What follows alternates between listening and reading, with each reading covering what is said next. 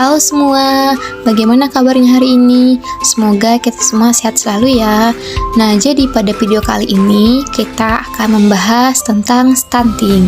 Masalah stunting adalah salah satu isu penting dalam dunia kesehatan anak-anak yang masih menjadi perhatian besar, khususnya anak-anak di negara terbelakang dan negara berkembang.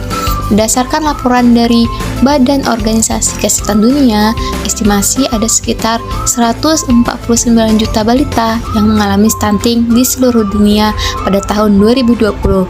Sementara, 45 juta anak lainnya diperkirakan memiliki tubuh terlalu kurus atau berat badan rendah. Berdasarkan data WHO, suatu negara dikatakan mengalami masalah stunting bila jumlah kasusnya berada di atas 20%. Sementara itu, berdasarkan data tahun 2018, jumlah kasus stunting di Indonesia adalah sebanyak 30,8% atau 3 dari 10 anak Indonesia. Oleh karena itu, stunting masih menjadi masalah yang harus segera ditangani. Nah, jadi sebenarnya apa sih stunting itu? Stunting adalah kondisi ketika tinggi badan anak lebih pendek daripada standar usianya akibat kekurangan gizi dalam jangka panjang. Kondisi ini bisa disebabkan oleh malnutrisi yang dialami ibu saat hamil atau anak pada masa pertumbuhannya. Kemudian, apa sih dampak stunting?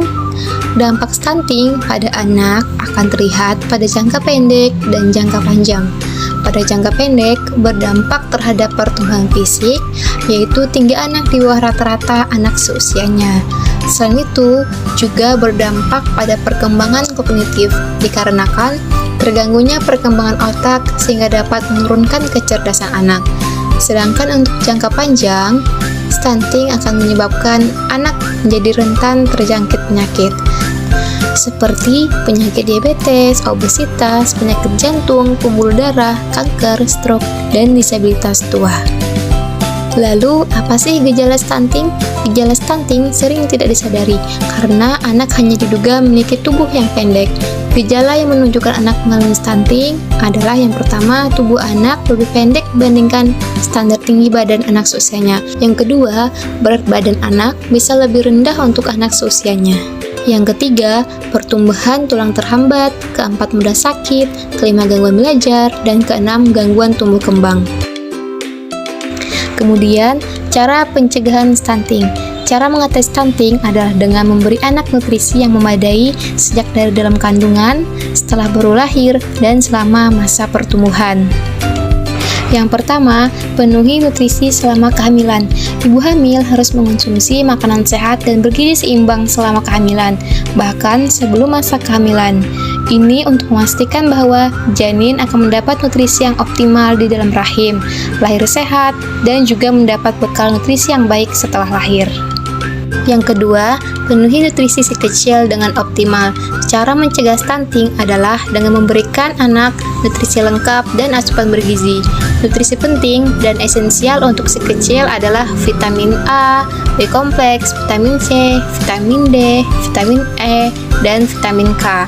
Mineral seperti kalsium, magnesium, fosfor, sulfur, sodium, kalium, dan klorida, serta protein, lemak sehat, karbohidrat, dan cairan. Selanjutnya, yang ketiga adalah mempraktikkan kebersihan yang benar. Masalah stunting juga dapat dipicu akibat kebersihan lingkungan yang buruk. Maka dari itu, orang tua dan seluruh anggota keluarga harus mempraktikkan kebersihan yang tepat. Misalnya, mencuci tangan dengan sabun dan air mengalir sebelum dan sesudah makan. Yang keempat adalah mengatasi anak yang susah makan. Salah satu pemicu gizi buruk adalah akibat anak yang susah makan. Yang terakhir, konsultasi dengan tim pelayanan kesehatan. Orang tua harus telaten memberikan si kecil makanan bergizi seimbang setiap hari. Selain itu, penting untuk konsultasi kesehatan anak secara rutin, baik di posyandu, puskesmas, atau pusat pelayanan kesehatan terdekat. Nah, jadi itulah penjelasan mengenai pengertian dan penyebab stunting, dampak stunting, gejala stunting, dan cara pencegahan stunting. Semoga bisa menambah pengetahuan kita semua mengenai penyakit stunting ini. Dan untuk para orang tua, diharapkan dapat memperhatikan pemenuhan gizi dan nutrisi anak supaya tidak terkena penyakit stunting. Sekian dari saya, terima kasih yang sudah menonton.